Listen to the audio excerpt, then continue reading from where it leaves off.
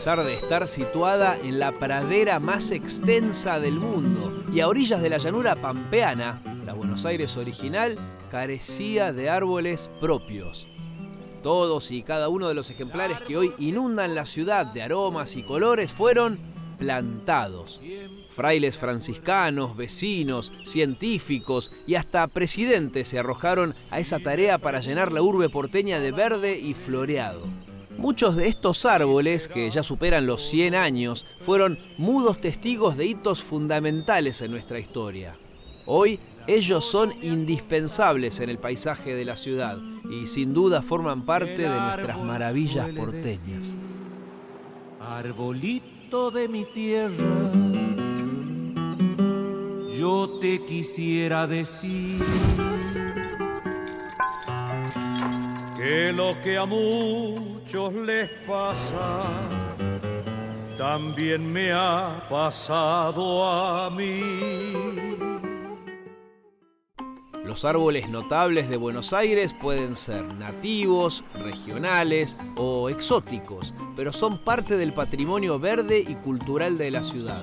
Su importancia puede radicar en su prominente tamaño, fundamentarse en su larga antigüedad o en el hecho de haber sido plantados por un personaje ilustre o por estar vinculados a un hecho histórico.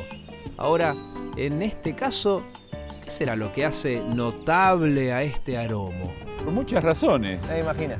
Entre ellas que lo plantó Manuelita, la hija de Juan Manuel de Rosas, en el patio de la casa en 1838, y también porque el árbol ha sido testigo de muchos hechos históricos y sobre todo porque es una especie exótica, es decir, traída de otras regiones al país. El arbolado de la ciudad se conforma a partir del ingreso de los colonizadores. La ciudad de Buenos Aires estaba en la Pampa, lo único que había de árboles eran los árboles que estaban linderos a los ríos, a las cuencas de agua, y esa madera se consumió rápidamente porque necesitaban leña. Entonces los primeros colonos trajeron las primeras exóticas, trajeron durazneros, trajeron naranjos. A partir de ahí ingresa el arbolado en la ciudad. Recién Courtois, que ingresa como director de paseo a finales del siglo XIX, va a iniciar un plan de forestación que va a ser asombrosamente diseñado y llevado adelante por el famoso Carlos Taís. A Carlos Taís lo sucede Benito Carrasco, que fue nuestro primer paisajista argentino, que también desarrolló el enorme potencial que tenían las especies nativas para el arbolado de la ciudad. Y a Benito Carrasco, como último gran director de paseos, lo sucede León Taís, que no solo terminó de desarrollar el arbolado en todo lo que eran las áreas barriales, sino que generó más de 100 espacios públicos, las plazas de barrio, ¿no? Entonces, durante todos esos casi 60 años de desarrollo de nuestros espacios verdes y de nuestra forestación de alineación, se establece el gran arbolado que tenemos hoy en día. Pero este árbol no nació de una semilla, ¿no? No, nació de un retoño, es decir, por un procedimiento botánico se logra que de una rama surjan raíces, luego se corta la rama y se planta en otro lugar. Así que lo que estamos viendo es un hijo directamente de la vida del árbol anterior. Los árboles históricos y notables en la ciudad de Buenos Aires están divididos en 4 categorías. 2 categorías grandes, que es históricos y notables. Dentro de la categoría de históricos están los árboles históricos que se mantienen vivos desde hace algunos casi 200 y pico de años, y los retoños de esos árboles históricos. Siempre se trata de mantener un hijo para hacer el recambio cuando el árbol viejo muere.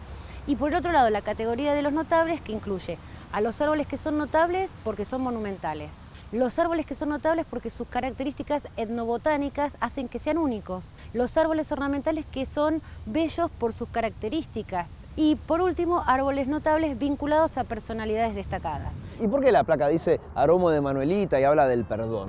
Bueno, porque Manuelita solía llamarlo a su padre a sentarse bajo la sombra de este aromo para pedirle indulgencia por algún preso, algún condenado o algún amigo que le estaba pasando mal. Y entonces quedó como el aromo del perdón, ya que varios hombres lograron mejorar su situación gracias a ese pedido de Manuelita. Ajá. ¿Y hubo algún caso emblemático? Mira, el más emblemático sin duda es el de Camilo Gorman, aquella muchacha que se fugó con un sacerdote, Vladislao Gutiérrez, quizá la historia de amor más emblemática de los tiempos de Rosas, y cuando ya capturados y sentenciados a muerte, Manuelita, que era amiga de Camila, le pidió a su padre aquí el perdón para su amiga. Y cuando todo estaba listo para que el corazón de don Juan Manuel se ablandara, apareció el padre de Camila que dijo: con los nuestros hay que ser inflexibles. Y así fue que cambió la decisión de Juan Manuel de Rosas y finalmente tanto Camila como Ladislao fueron fusilados.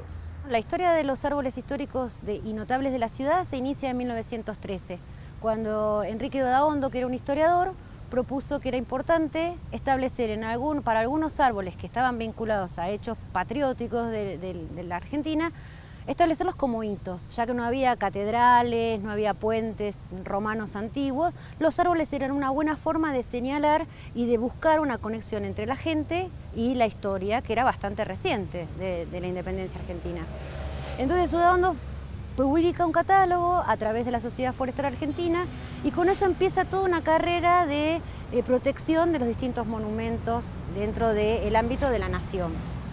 Esos primeros 32 árboles que publica Odaondo logran con el paso de los tiempos tener un cuidado legal a través de decretos que formula el Poder Ejecutivo, hasta que en 1962 la Ciudad de Buenos Aires publica el primer catálogo de qué árboles históricos estaban en la Ciudad de Buenos Aires, y unos añitos después, en el 1965, genera la primera ley de protección que crea el registro de los árboles históricos de la ciudad.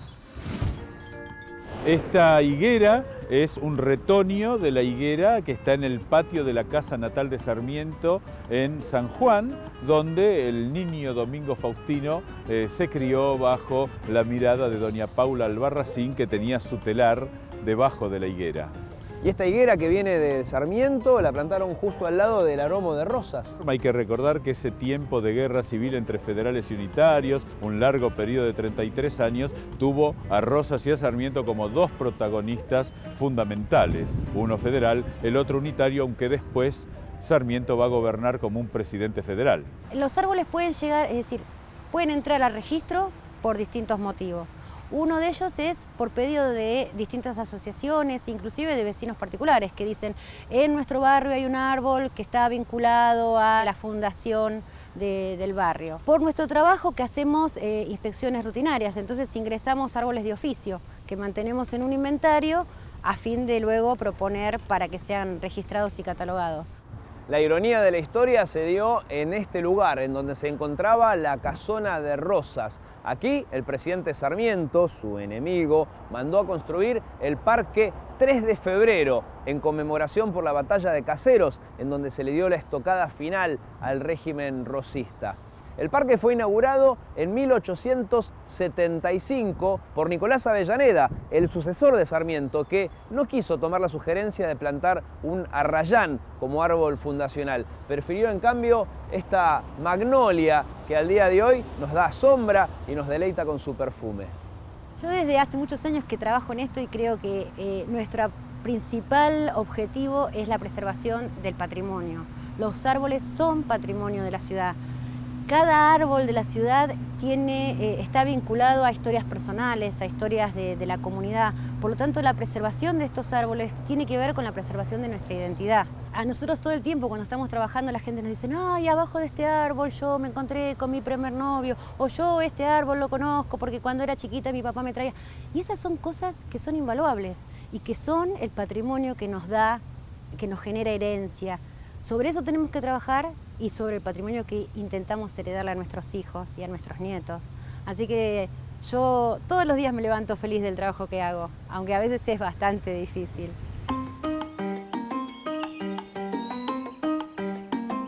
Pero este árbol no nació de una semilla, ¿no? Es un hijo directamente de la vida del árbol anterior. La preservación de estos árboles tiene que ver con la preservación de nuestra identidad.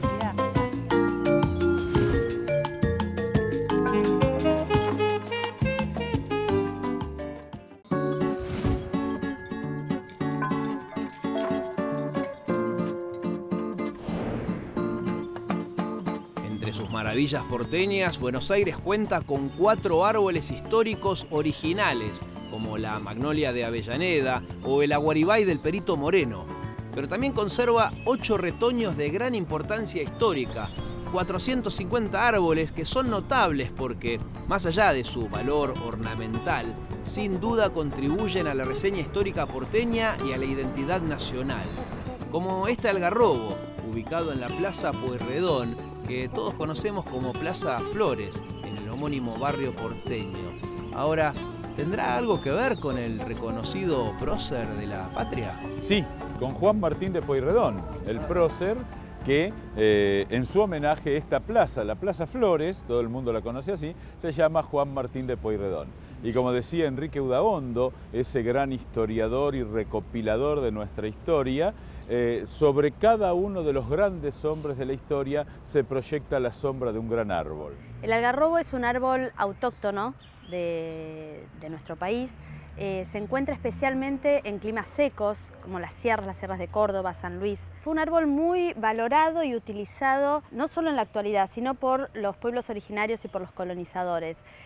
Provee de buena madera para la construcción, provee alimento. La chaucha es muy nutritiva, no solo para el hombre, sino para el ganado.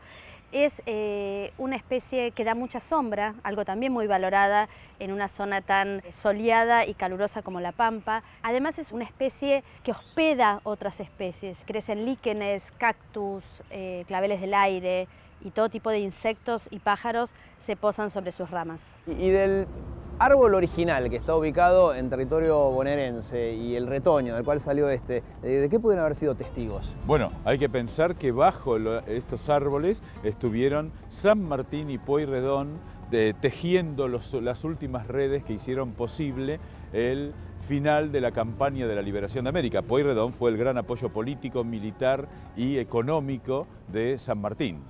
Juan Martín de Pueyrredón y San Martín fueron socios estratégicos del proceso de la independencia. Cuando Juan Martín de Pueyrredón va bajando desde Tucumán hacia Buenos Aires para asumir su cargo de director supremo, ya se encuentra en Córdoba con San Martín para empezar a pensar y a planificar esta independencia que había sido formalizada en los papeles bajo una firma en un congreso, pero que en los hechos todavía había un largo trecho por recorrer. Otro de los encuentros, y van a ser varios, suceden aquí, en el museo, por lo que hoy es el Museo Pueyrredón, en esta casa que perteneció a Juan Martín de Pueyrredón. Bajo el algarrobo, dice la leyenda, que se reunían, en realidad lo dice la leyenda y lo dicen también cartas, donde ellos contaban sus encuentros y también sus caminatas al fondo. Llama la atención que siempre estos encuentros, estas caminatas eran en soledad, lo que estaban buscando seguramente era eso, privacidad. No estaban hablando de cuestiones personales, estaban hablando de cuestiones de Estado y necesitaban justamente que nadie los escuche. A mediados del siglo XX, un retoño de algarrobo blanco fue trasplantado de la quinta Pueyrredón a esta plaza que justamente fue bautizada en honor al general, cuya imagen ya se podía ver en 1910 para el primer centenario. Hoy este retoño crece para darle sombra a la escultura de quien fue el primer representante de las Provincias Unidas del Río de la Plata. El rol de Juan Martín de Pueyrredón, específicamente en el post-Congreso de Tucumán, es un rol, ser centro estratégico, podemos pensarlo. Él en ese momento no estaba al mando de ningún ejército, como sí lo había estado antes a mando del Ejército del Norte, pero sobre él o hacia él convergían todas las decisiones y todas las problemáticas que los distintos frentes planteaban. Estaba San Martín, en el norte Belgrano, Güemes, Artigas en la banda oriental y todas las problemáticas que Artigas planteaba. Eran muchos frentes a resolver desde lo político. El hombre que desde la política, que desde la diplomacia, que desde las decisiones, que desde las decisiones también económicas, porque había que financiar estos ejércitos, centralizaba en algún punto, ¿sí? Centralizaba el proceso aquí en Buenos Aires. En el parque del Museo Pueyrredón de Acassuso, el algarrobo padre, del que crece en la Plaza Flores, aún domina el río desde lo alto de la barranca. Con sus 350 años, este imponente algarrobo es uno de los árboles históricos más antiguos del país. Hoy, este monumento viviente, cuyas raíces sostuvieron a dos grandes de la independencia de América, goza de excelente salud y en el murmullo de sus hojas pareciera decir 300 años no es nada. Del árbol original y el retoño del cual salió ¿de qué pudieron haber sido testigos? Juan San Martín de Porredón y San Martín fueron socios estratégicos del proceso de la independencia. Sobre cada uno de los grandes hombres de la historia se proyecta la sombra de un gran árbol.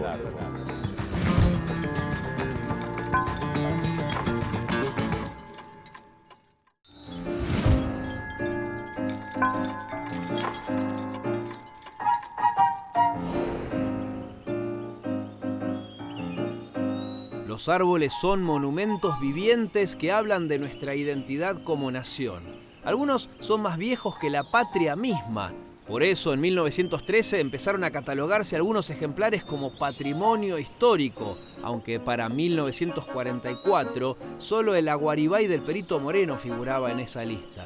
¿Existirá el Día del Árbol en la Argentina? Sí, el 29 de agosto de 1901. ¿El Día del Árbol? Sí, ahí se estableció, pero pasaron muchos años. Recién en 1913 Enrique Udaondo empieza a hacer el listado de los árboles históricos de la Argentina y recién en 1943 se establece el primer árbol histórico del país, que es este aguaribay, el del Perito Moreno, aquí en la que era su quinta. La historia del aguaribay, acá en este predio del Instituto Félix Fernando Bernasconi, se remonta a 1872, cuando el Perito Moreno, o Francisco Pascasio Moreno, doctor en Ciencias Naturales, implementa junto con su padre acá un museo. Contaba 20 años en ese momento el perito y se va a dedicar a eso durante toda su vida, porque va a ser un famoso geógrafo, un famoso perito, un famoso explorador y un famoso